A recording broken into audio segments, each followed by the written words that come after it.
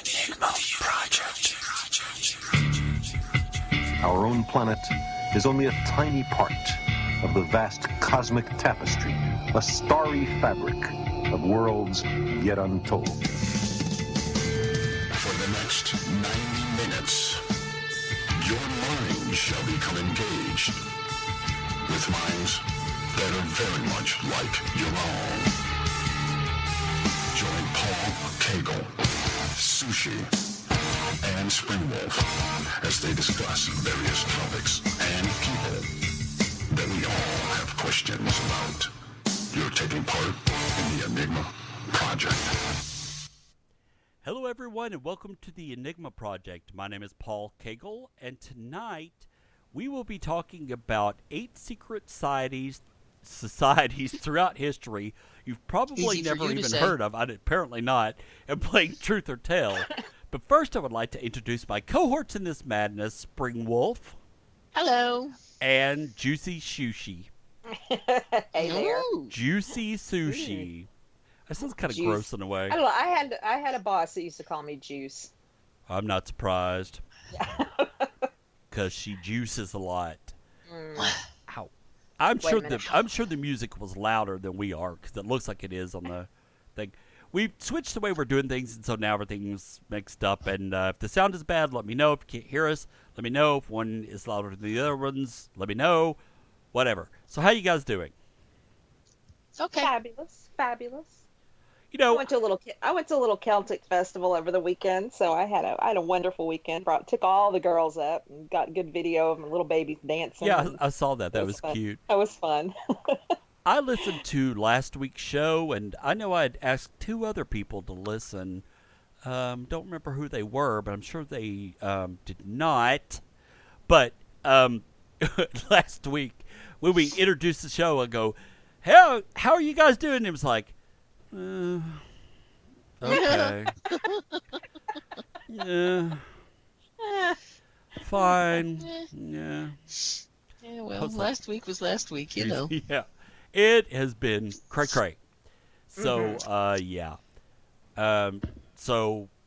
We had, well, I say we, a couple of us went to the Old Fayetteville Hospital Friday, which is in Fayetteville, Tennessee, as seen on Ghost Adventures. And it was a very interesting place. We may talk about that. I think we're going to talk about that next week on the Subs Paranormal podcast, if anyone's interested in hearing about that. So keep that in mind. But it's a really awesome place if you guys ever get a chance to go. It was, thankfully I didn't have to drive, but it was only like 2 hours away, so it wasn't horrible. But that'll be on the Subs Paranormal podcast. But before we get this madness started, I want to remind everyone to check out our blog at enigmaproject.com. And you can see shows that we've got coming up there. You can subscribe to a calendar we have there. You can send us questions or comments for the show. You can also send questions or comments to Paul at enigmaproject.com. When I say my name on the show, it sounds like I'm saying Paul. P-A-W. Like Paul. Paul. Aw. We call my grandfather Pawpaw. Yeah. Don't call me that. But I won't when I say my name on the show, I go, Paul at enigmaproject.com. Yeehaw! That's what I feel like I'm saying. But it's Paul at enigmaproject.com. Or call the hotline at 423-521-2930. Don't forget to check out Spring's blog at springwolf.net and help spread the word about the show. Now, next week's show is going to be on the Mothman, and that was a requested show that was requested via Facebook. So, Awesome. You guys can request topics. If we've not done them before, then we will. There's another one that someone requested as well. And Jenny in the chat room said there's more than one Fayetteville. I live near the North Carolina one now. Well, Jenny, this is not all about you, sweetheart. No, I'm just kidding. Stop it. I'm totally kidding. It's in Tennessee. It's about 2 hours from here. So we love you, Jenny. You are awesome. She's gonna smack the crap out of me one day. You deserve it. I know. And if you missed last week's show, we did our April Freeform show, and that turned out really good. and we had a lot of fun. If you're listening live right now via Twitter or Facebook and you want to join in the chat room, then go to enigmaproject.com/listen-live, and that's AENIGMA project.com/listen-live. And you can join in. There's usually a really awesome conversation going on, and you don't have to come into the chat room. You can just view what's going on if you want, and then you can choose to log in later if you wish. So, yeah. All right. So, let's get this madness started. Oh, and Tater's in the chat room. Thank you for gracing us with your presence. Oh, potato-like one. So, in case you guys haven't noticed, I'm in a really weird mood tonight, which could be good or bad because it's not necessarily a good mood, but it is a weird mood. So, we'll see. If I start yelling on the show, just kind of tune out.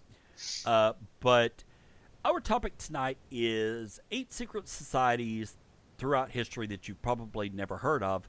And we've done a show on secret societies before, but those were kind of the main ones, like the Illuminati and Skull and Crossbones. Yeah, the Skull and Crossbones. Masons, the Freemasons. Stuff like that. This is one. These are ones that you've probably never heard of that have been around for a while, and it's kind of, I was a little surprised about a couple of them. Yeah, it's kind of fascinating, and they're still around. Right, and it's kind of fascinating, and Peter in the chat room said, "Woo, Weird Mood Monday! Woohoo!" Yay! No, let's not make that a thing. But Spring, why don't you go ahead and start discussing this since this was your topic? Okay, this caught my attention because living in Virginia, and growing up outside of Washington D.C., I like to read the Washington Post, and they broke a story last month about Supreme Court Justice Antonin Scalia, who spent his final hours, as you know, down in Texas. He died in Texas at a hunt club with his buddies. Well, he and his buddies that were down there were part of a fraternity that, and this is what got me, has been around since 1695. My mom's been around that long. Sorry, go ahead. Well, it's like, holy cow. The society is called the International Order of St. Hubertus.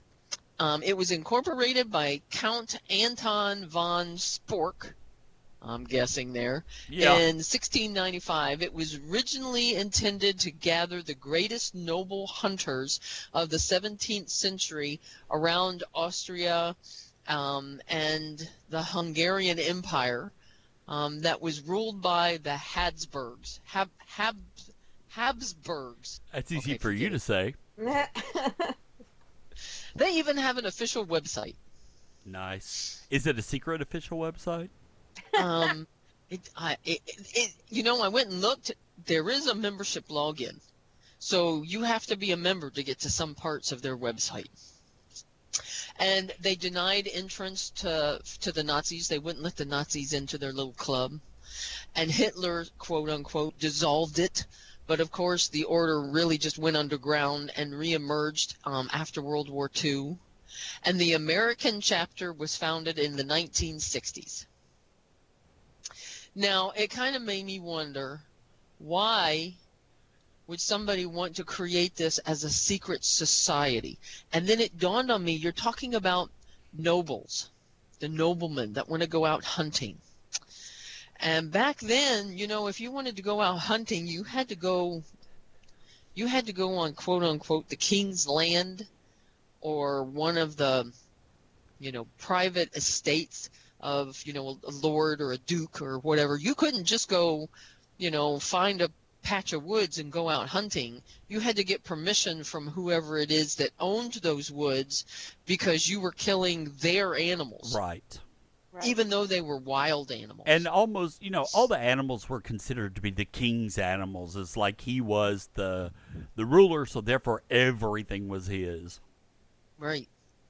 So, it kind of made you wonder, why they wanted it to be secret.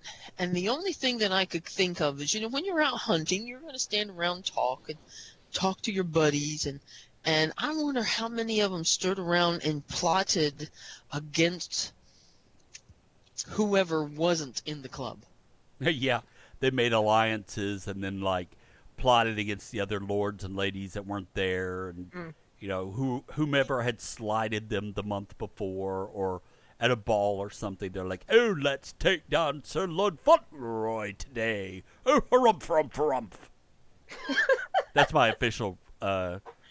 That's your stuck-up Englishman accent. Yes, that's how they did it. I'm 99.9%. Pretty sure. I'm pretty sure. You can quote me on that. The Enigma Project, you heard it here first. I'm sorry, go.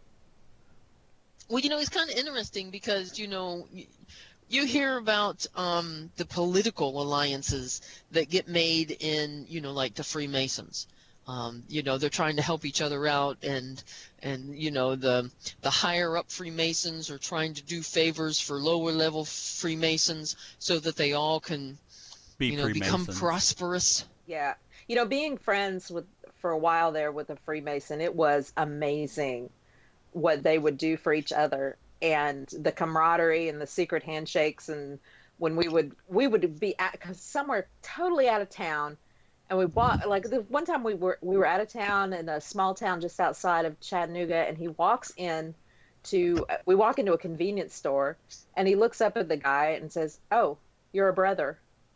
And he's like, "Yeah." And they did their little funky handshake, and then we got a discount. So, Nice. How did he know? I don't know. They looked at each other. They weren't wearing pins. I have no idea how they knew. And they didn't know each other. They were from completely different towns. I wonder if it's colors. I don't know. He said, "Oh, he's a brother." I was like, "Oh, really?" He said, "Yeah, I think we can get a discount." Nice. Really?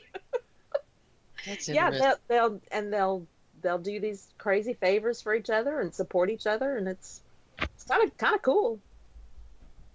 Well, it's interesting because they became so prevalent in the 1800s that by the late 1800s, the United States thought that it was undermining the morality or the fairness of the country. So there was an uproar against secret societies called the Anti-Secret Society, and they had a convention in 1869. It was held in Chicago, and the secular press was invited to come to the convention to talk about the ignored secret societies, not the ones that have been around for so long that people had just come to, deal with it, like the Masons. I think they didn't like them, but I think they figured by that point the Masons were so big they weren't going to be able to get rid of them. So they focused on the lesser known societies, and they tried to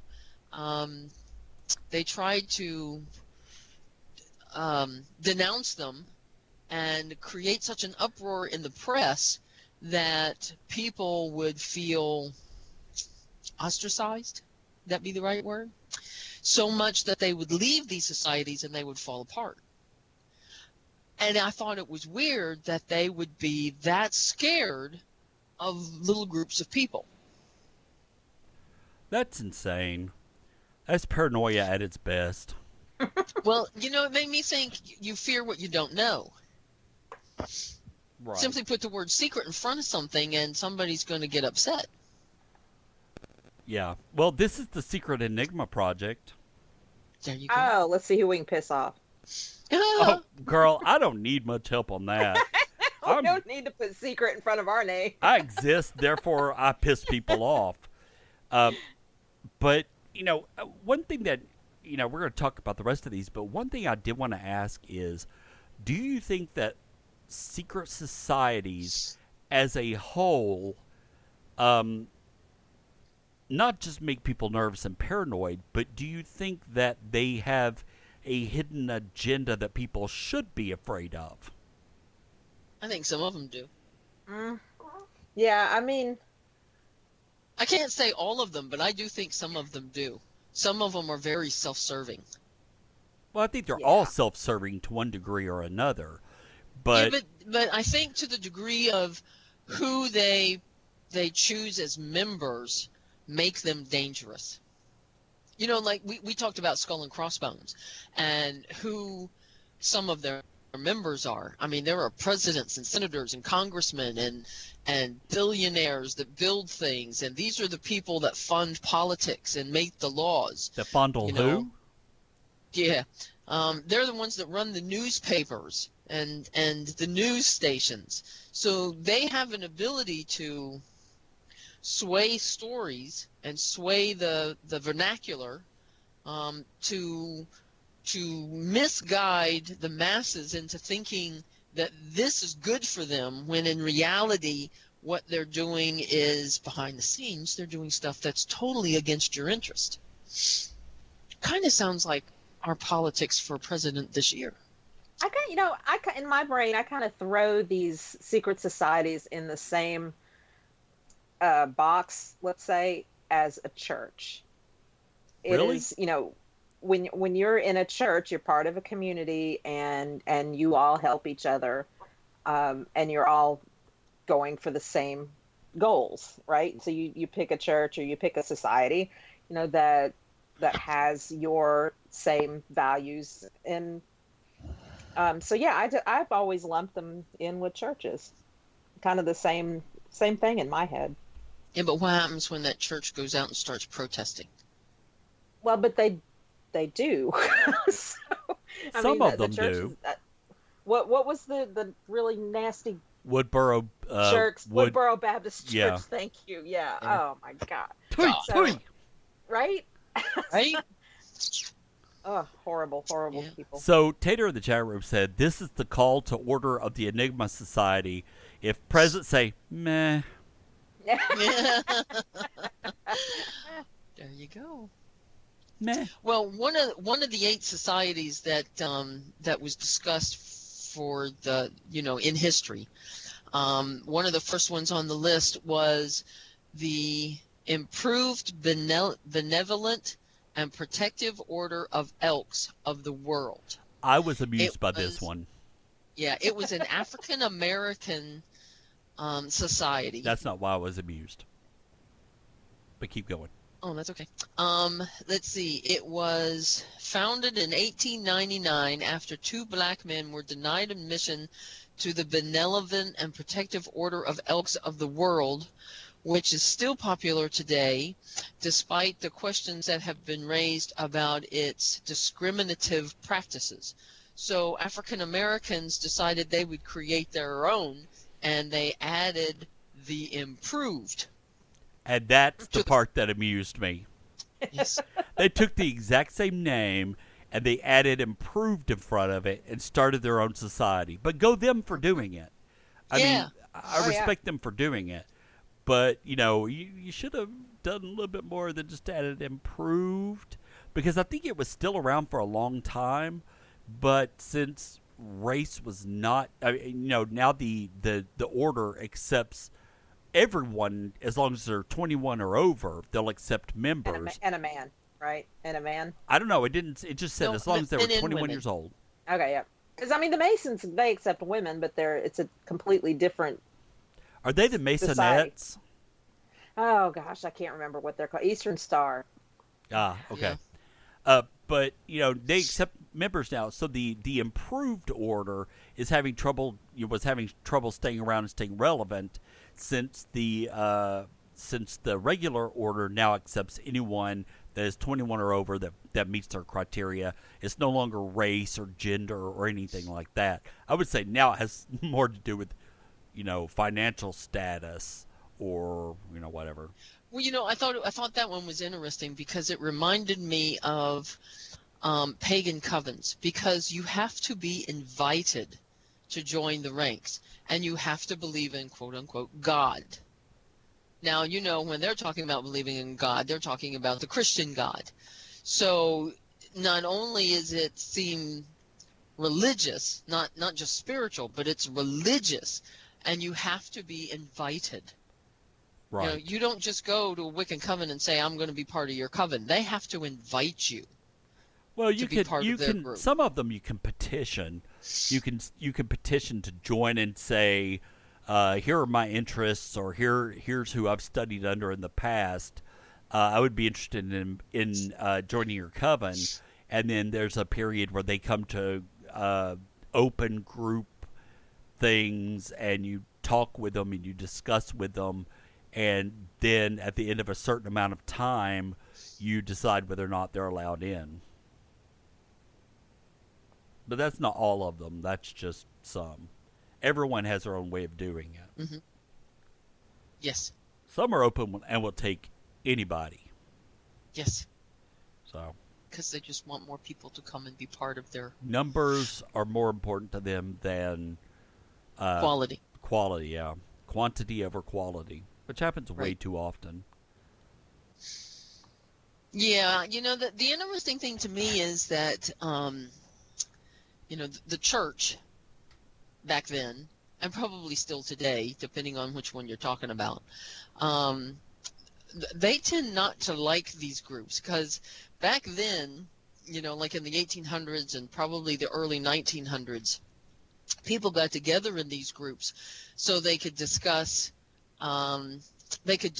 openly, without judgment or persecution, things that they believed in that was contrary to, quote unquote, the norm. It's almost as if they were progressives, because they talked about things that were against the church, or that the church didn't believe in. And I always thought that was interesting. But what made me think of them being more interesting than not here in the United States are the ones that got together for political discourse, and they felt like they couldn't speak freely in the land of the free. We're supposed to have free speech here. Right. But a lot of these people joined secret societies because speaking their mind in public could damage their reputation. Well, I will say this, that a lot of churches are probably threatened by these secret societies, because the church always despises what it can't control. And since they can't control these things, then of course they're gonna talk bad about them. And there were even a couple of comments in there with the 8 secret societies about the churches speaking out against some of them specifically, because I guess they felt threatened by them, you know. And yeah, they talked about their quote unquote morality without really knowing what it was that they did. Right. And I've not personally, of course, no, it's not something I've studied in depth, but I've not personally heard of any of these secret societies that are really bad, or hiding like dark secrets of like molesting people, or, you know, I'm sure there are business transactions that go on behind the scenes of, you know, you wash my hand, I'll wash yours, and that kind of thing. And they may not be totally on the up and legal, but I don't think there's anything like where they go off and get virgins and, you know, sacrifice them to a dark power or anything. So I don't know. They're secret. good point. But the news would you'd eventually hear about it from someone. I would think so. I would hope so. Well, one of the other ones I thought was kind of funny, the Grand Orange Lodge. Yes. You know, when I read it, I was thinking, Yeah. you know, who's going to create a lodge to oranges? No. It's got to be a Florida thing. Nice. Okay, well, that's not what it was. It was created by Prince William III, the Prince of Orange. Yeah. I have no idea where that is, except it's someplace in Ireland. It's somewhere not here. Protestant. These guys are part of the Troubles. They are the Protestants, and hence all these struggles between them and the Catholics. Did you say they had tribbles? Troubles. Sorry, troubles. Oh, my bad. Tribulations. I was like, no wonder Hypotenuse. they have problems. Tribbles multiply like you wouldn't believe. Ooh, Darth Yeah. Vader's. I used to have that action So yeah, figure. I posted a picture of the Orange Men in the chat room, and you know they're just a bunch of guys and they're Protestants, right? So Yeah, but nowadays, their purpose was to protect the Protestants. right? And in 1849, Lord Lieutenant of Ireland George William Frederick Villiers captured Dublin's attention when he openly supported the society. And evidently, people were upset with him doing that. How rude. They are one of the first organizations to create secret signs and passwords. I find that all fascinating that not only do they have a secret society, but they have passwords and handshakes and all of this, and I guess so they know one another, and people can't lie and say, I'm a member of the secret society of orange icicles or whatever that Yeah, orange icicle cream, whatever that was, and pretend to be something they're not. So I kind of get that. But Sushi, when you were with the guy and he said, "Oh, he's a brother," did they do like a secret handshake? And yeah, they did a little something. Yeah, That's I mean it was quick, and yeah, it involved hands and moving, and that's kind of cool. It was kind of cool. Yeah. What's Evil in the chat room said earlier that you should have looked for rings, and he's right. I did not look for rings, and my friend did wear a ring, and maybe that was how he recognized his brother. That's very possible. I didn't think about Yeah. that. No, I didn't either. I was like, oh yeah, you're right. He wears a ring. Nice. I like the way, the newspapers and the church and the political organizations tried to ban these orders. The Orange League, for instance, was banned from Ireland. They were said to have acted in antagonism against the Land League, which was an Irish political organization. But it seems like no matter how much people try to ban the organization. You cut out on us. Spring? Sushi? So, Okay, yeah. you're back. You cut out there for a minute. Dang. I couldn't hear Yeah, anything. I didn't hear. I'm sorry. I thought, oh my God, it's me. No. Yeah. No, what I said was it's interesting how people try to ban these organizations, but they don't really succeed because years later, the organizations, not only do they come back or survive, but like the Grand Orange Lodge is still around today, and it does have clubs in Ireland. Nice. So Do they eat a lot of oranges? No. It's a question, No. Sushi. Yeah, if you think about the Irish flag, the orange in the Irish flag is for the Protestants. The green for the Catholics, and it's I never knew that. yeah. Nice. So it was the orange. It was the orange and the green always fighting. Green being the Catholics. Well, the green always fought with everyone, so it didn't matter. They even fight with themselves. So if you guys had a chance to be a part of a secret society like this, would you do it? yes, I want Evil to become part of the Masons, but he's got other things on his plate right now. Yeah. I would not be completely opposed, I don't think. There's nothing wrong with a fraternal group or a bunch of people to hang out with. As long as they were in alignment with my values, absolutely. You have values? I do. Yeah. Can you Nice. believe I would like to be part of a pagan group. I was going to try to start a pagan group. You should do it. I want to be a member. Black Hat and Broomsticks. Nice. And just an organization where you can get together and talk with yeah, I speak English. Where you can Like-minded. get together and talk with like-minded people, have a community, go out in your community and do things to help, raise money for people that are in need. And raise Yeah, awareness, because a lot of people don't understand what paganism is, and especially here in the South, they're told that we're vilified and told that oh, they're devil worshippers, they're evil, they're nasty, they'll steal your soul and whatever. And to go out in the community and show people that we're real people just like they are, I think would be good. I think so too. And we do have some pagan there awareness are groups a here in couple, Chattanooga. Um, let's see, pagan cops and firemen have one, so you have to be a fireman or a cop to be part of the membership. And for some reason, their group escapes me. Something, the Brothers and Sisters of Avalon or something like that. Yeah, I think I've heard of that. Yeah, they made the news because they collected a whole bunch of donations and stuff to take down to Texas and those places when New Orleans, when the hurricane hit. I'm stumbling over my words because I'm trying to remember the name of the damn hurricane. Katrina?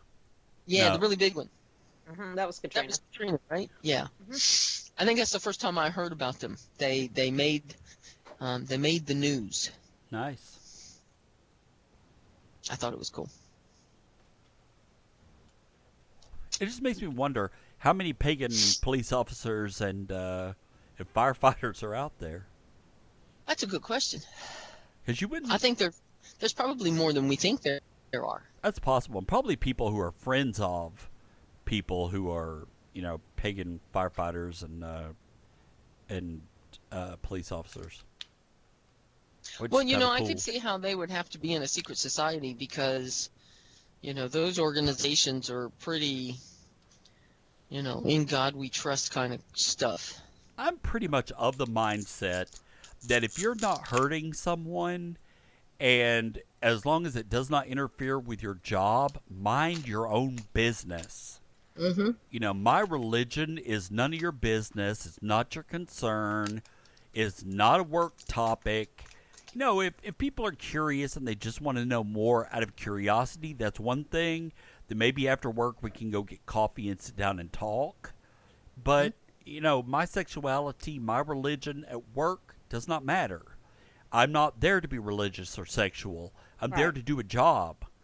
And, Yeah. those are two things I don't just openly share with people. Now, if someone comes right out and asks me, I don't lie about it. But I'm not there to be like, hey, girl. Oh, girl, what are you wearing today? No, she didn't.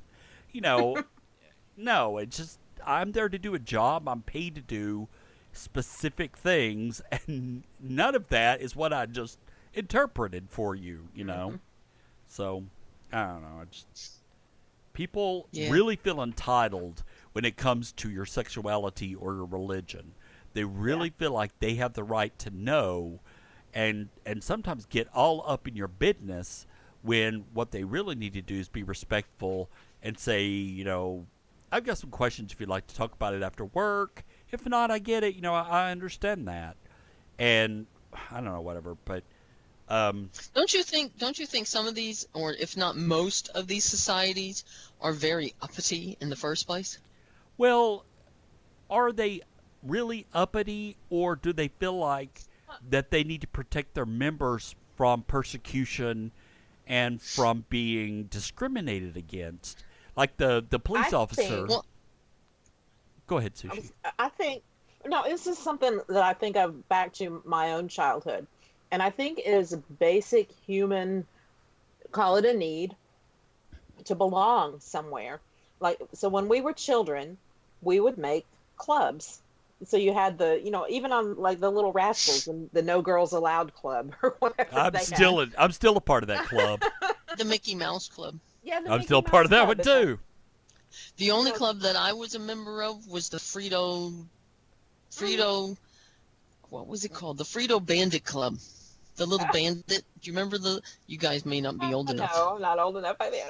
I Vaguely. vaguely remember that. But even like playing in the schoolyard, we would make our own little clubs, and it was the girls' club or the where the blonde hair with pigtails club or something like Right. that. Yeah, and you see it just at that basic Well, level at just as children. I don't think we ever really grow out of it, or or some of us do, and others need a larger society and a Well, larger support group. I don't think it's just to feel welcome somewhere. I think it's also to feel like there's something special about Like you're you special, sometimes. yes. There's it's to fit in and to feel special. You want And then it was and call me mean girl if you want to, but it was a great joy to exclude a few. The True. ones that Especially- that you felt were stuck up and didn't want and you always were on. got everything they we'll- wanted, and Yeah, so were we'll always have our own popular. club. So I think it all stems from that. Evil said, "I was a blood and a crip, kind of an overachiever." See, and it blossoms into gangs. The gangs have their little secret signs and their Frito and Bandito. call that a oh, look at him. How cute. I have one of those. He's yellow. Awesome. Nice. Now I've heard of the Booty Bandito. Oh, never mind. Well, we're not going there. That's something else. Well, I think I asked the question because the next club in the club of 8, kind of got created for the very reason that somebody wasn't admitted, and I love the name of this one, the Independent Order of Odd Fellows. Now, see, I would think fit that's- into that one. That's I the one would for too. us. That would be great. There is question on when it was actually created. Some have said 1812. The Philadelphia Evening Telegraph said they can trace it to 1867, but the official website of the organization says it's been around since 1066. Well, Jeez. they may say that, but I've also heard people say that Wiccans were around at the same time Druids were back in the day. What? And Yeah, Wiccan- I've not Wiccans. literally heard people say that. And I'm like, Wicca was created by Gardner in the 40s, so Yeah. I don't Then think you you know could what you're say talking about. pagans were around Oh, pagans been at around the same for times the Druids were, but not well, Wiccans. Druids were pagans. I mean, pagans have been around for a long, long time. All pagan means is country dweller, and it's like Right. pagani, which is country dweller in Italian. It's like calling someone a hick. It was supposed to Well, be if an you- insult. If you put it in literal or academic context, you could say that the pagans in Ireland were shamanistic in nature. And the Druids came along to try to bring them all together because divided we fall and united we, I don't remember how the rest of it goes. United we succeed. I don't know. And that was at the time the Romans were coming to invade them. And the Druids wanted to bring everybody together so they could fight as one unit and fight off the Romans. But all of the little kingdoms and the little regions didn't want to join with their neighbors. They didn't want to mesh their myths and legends together and become one group. And so, they refused the Druids' attempt to bring everyone together, and that's the biggest reason that the Druids fell apart, because they didn't succeed. Right. I know. With secret societies, I think that a lot of people think, or a lot of people feel, Created by George. do yeah. what? Supposedly it was created by George IV, the Prince Regent of the United Kingdom. He wanted to become a member of the Freemasons, and they allowed him in. And then he wanted a relative of his to be admitted to the society without having to go through the big, long admission process and, do everything that you had to do because he was probably that's what I bored. wanted from college, and they said no. Oh. So anyway, the relative was denied, and George got a little upset and declared that he would establish a rival club, and that became the Odd Fellows. Winston Churchill and Lord Stanley Baldwin were members of the Odd Fellows. I think that with a lot of secret societies, people believe that or feel like they are some sort of group that has some sort of secret agenda to control or take over government. You know, like the Illuminati. And, you know, I think that there are a lot of people out there that think that these secret societies are always up to no good. And that's not necessarily true. It's just that they do have their own agendas, but they may be personal agendas as far as bringing awareness or getting like-minded people together like you were talking about with the pagan groups. And I don't think that there's always a darker, huge, overshadowing agenda out there. And I don't know, do you guys feel that that is true, or do you disagree? I think it depends on the group you're talking about. Yeah. But like, you know, like let's talk about the Masons. You know, do you feel like people think that they're up to something, or do you feel like that they have their own goals in helping each other and helping with maybe awareness? Oh, I definitely think the Masons are up to something. Like what? Oh, I think they're part of. I think they run the government behind the scenes in manipulative ways so that you don't know that it's actually the Masons that are doing it. Yeah, but don't you feel like the Illuminati would put a stop to that? No, because I see the Illuminati more as a European, over the seas kind of thing. And I think the Masons are, what's the word? I think they have more power here in the States than they do overseas. Sushi, what about you? Well, I hear that a lot, and I think, well, what would they be doing? Controlling Manipulating the the government so that they can make more money? Are they? Why? Power. I don't think, money is power, but I think it has more to do with power. To run things the way they think it should be run. Well, so you have to admit that a lot of things around here are becoming or are focused on a lot of Christianity. I read something the other day where was it Tennessee that was trying to get like the Bible established as the official book of Tennessee or something like that. Yes. And Yes. And people are like, what happened to the separation of church and state? What happened to accepting everyone's religion, not just the religions you approve of?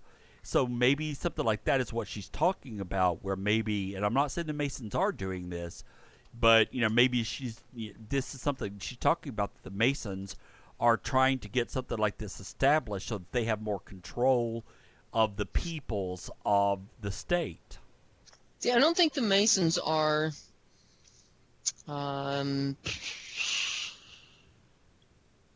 I think if they wanted to do that, they would have done that a long time ago. I don't think the Freemasons underline that particular push where religion is getting pushed into politics today. I was just using that as an example.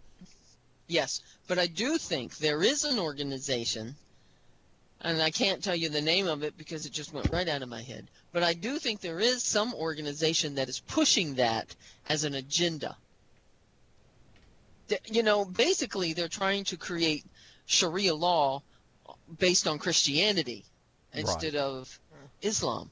Right. It's amusing to me how much there are parallels between the two, and they don't see it. Yeah, they refuse to see it but with me, I'm right. Well, they believe that too. But with me, I am directly under God and doing His work. Guess what? They believe that too. Uh-huh. One is not right over the other. You're talking about the same ideas and ideals from different religious standpoints, but still the same kind of I don't know. It gives me a headache to even think about all that stuff.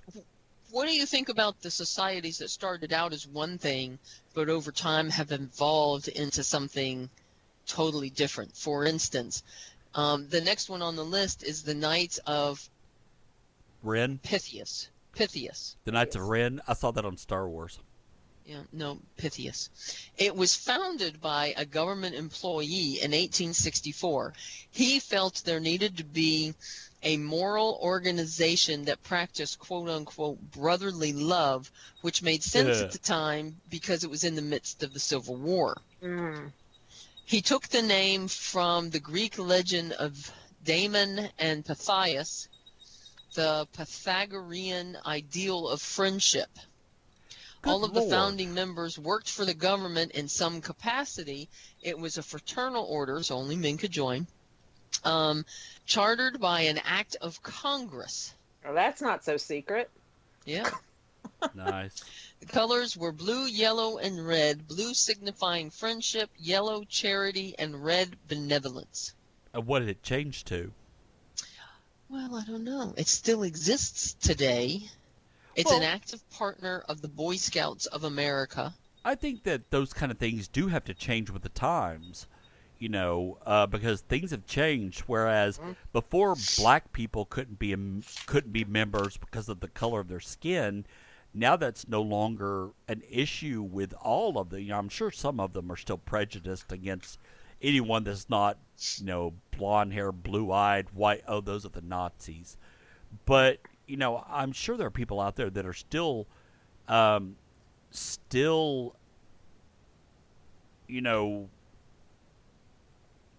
keeping people out because of the color of their skin or their sexuality.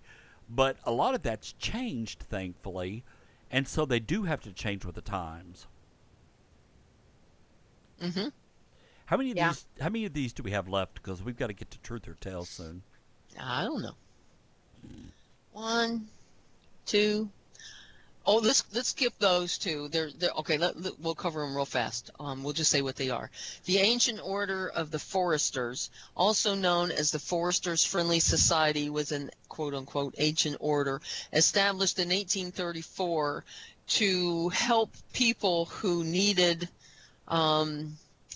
health insurance. So it was created before state health insurance began in England. And see, a lot of these were helpful.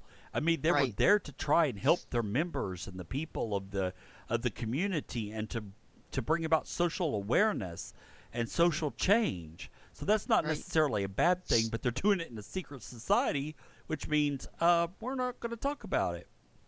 Right. Let's see. They came to America and Canada in 1879. And they still provide insurance policies to members who are engaged in a variety of community service activities. So that's a good one. Right. The Ancient Order of the United Workmen, blah, blah, blah, was created in Pennsylvania in 1868 with the goal of bettering conditions for the working class. So, they almost sound like the first union group. Love your response, Sushi. We go further down.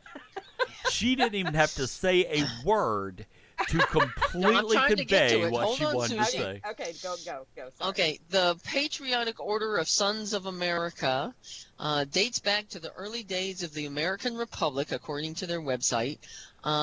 They followed in the steps of the Sons of Liberty, the Order of the United Americans and Guards of Liberty, the Patriotic Sons of America, blah, blah, blah, blah, blah. Boy, it's a lot to say. Boy, a lot of them put blah, blah, blah in there. They were supposed to be a patriotic group that was supporting the Constitution and defending democracy, and they refused to delete the word white from the Constitution. Oh, well. Nice.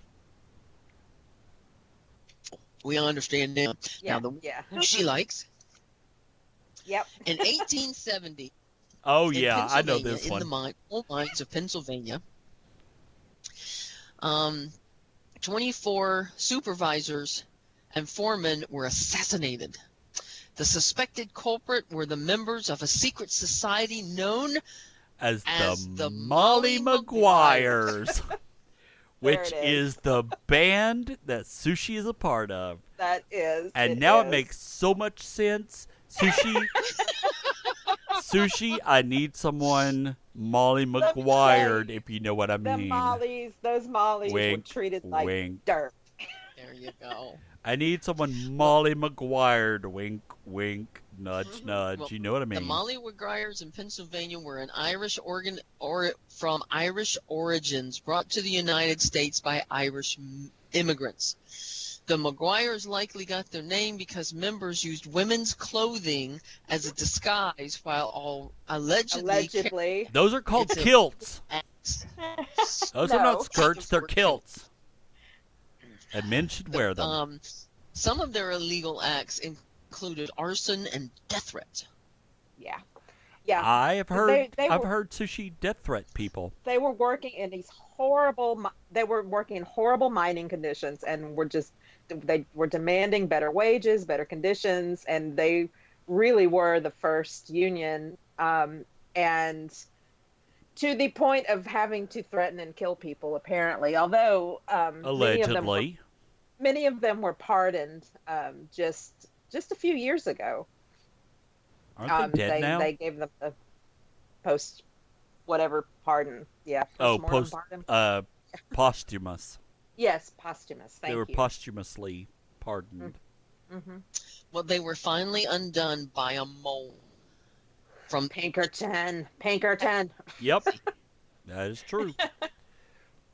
In a series of criminal trials, 20 Maguires were sentenced to death by hanging.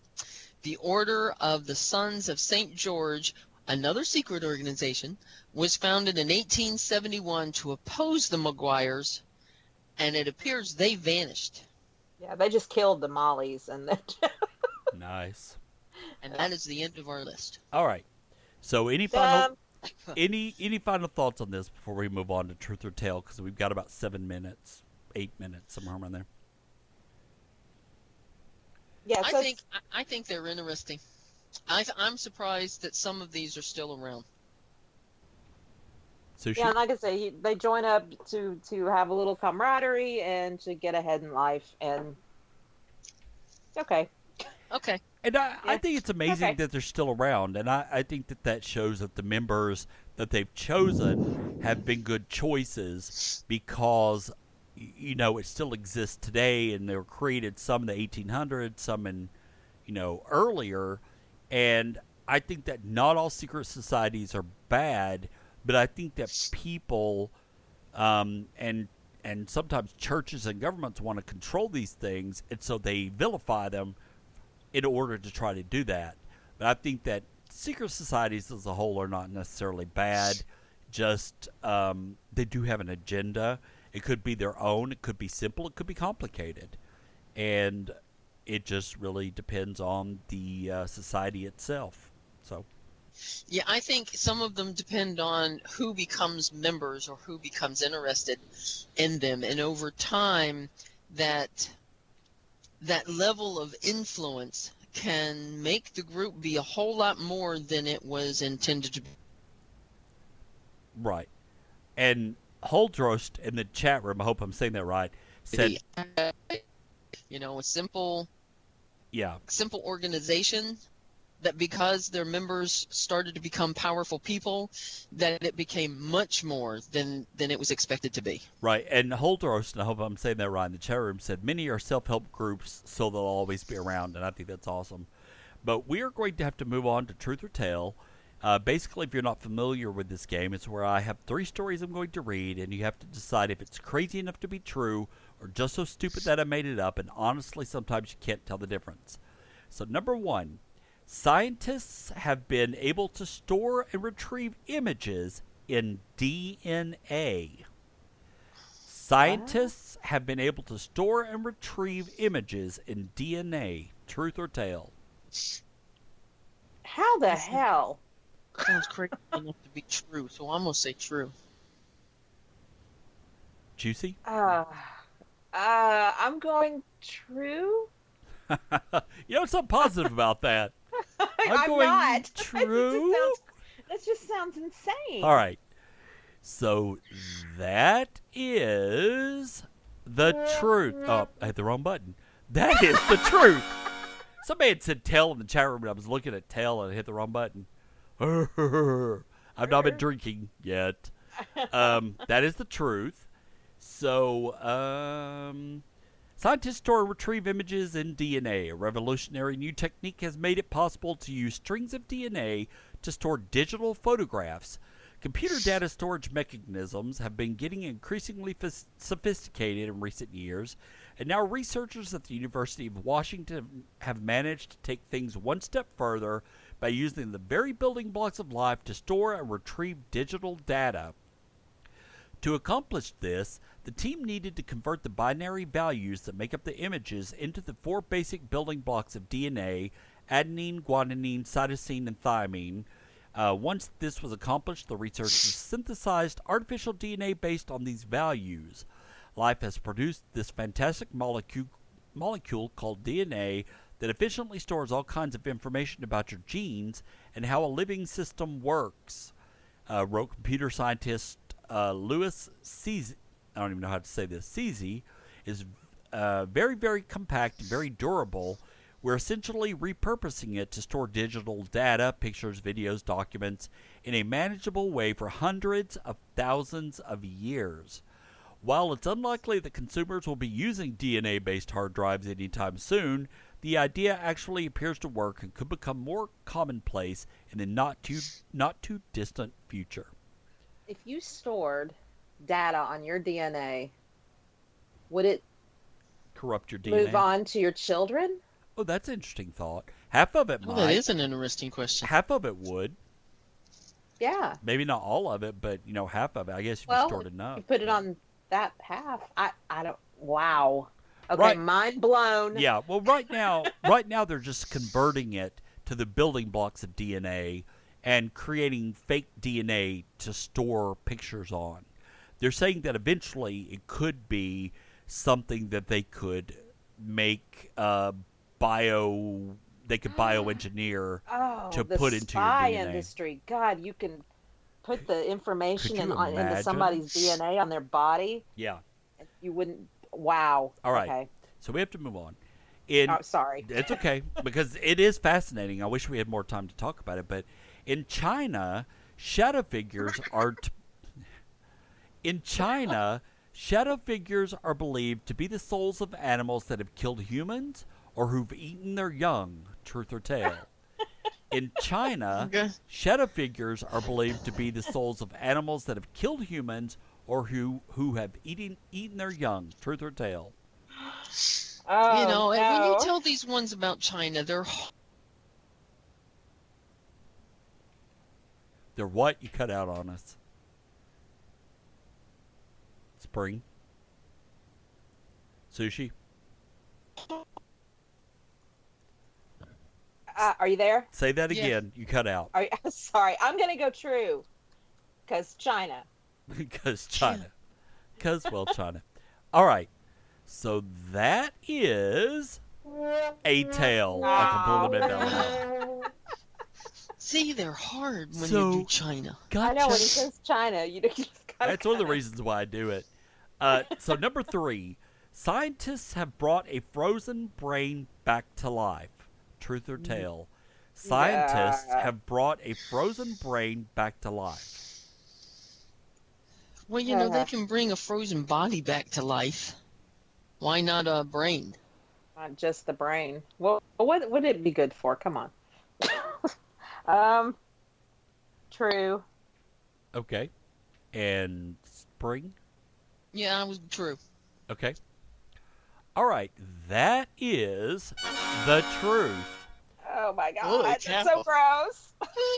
In a world first, researchers have managed to successfully thaw a cryonically frozen rabbit brain. The breakthrough, which is the first time anyone has ever restored a frozen mammal brain to near perfect condition, was achieved using a technique known as aldehyde stabilized cryopreservation, which works by preserving the brain matter associated with learning and memory. Up until now, attempting to do this would have resulted in significant damage to the brain's neural connections, thus making any attempt at retrieval or resuscitation futile. Every neuron synapse looks beautifully preserved across the entire brain, said Dr. Kenneth Hayworth, president of the Brain Preservation Foundation, which 5 years ago challenged the cryonics research community to find a way to accomplish this very task. It's the first time that we have a procedure that can protect anything neuroscientists think is involved with learning and memory. Given the results announced today, it seems to me that long-term memories are successfully preserved by this technique. The next step for this team will be to preserve a larger mammal's brain, most likely that of a pig. It is hoped that eventually technologies like this will make it possible to successfully preserve a human brain which can then be revived in the distant future. It may even become possible to integrate a brain with a robot to bring that person back to life. That would be very interesting. If totally Futurama. If they could do, yeah, very much so. But unfortunately, that is going to wrap it up for this episode of the Enigma Project. I would like to thank everyone that listened, all you guys in the chat room. You guys are awesome. We appreciate it. We will be back next Monday. And if I can get my computer to work, I just hit something and it froze up completely. We will be back next Monday, and our topic will be Mothman. So join us next week for that. I hope everyone has a great Monday, a great rest of the week. And if you guys enjoyed this show, please go out and do a positive review at whatever location that you listen to, Spreaker, Stitcher, iTunes, whatever. We would greatly appreciate it.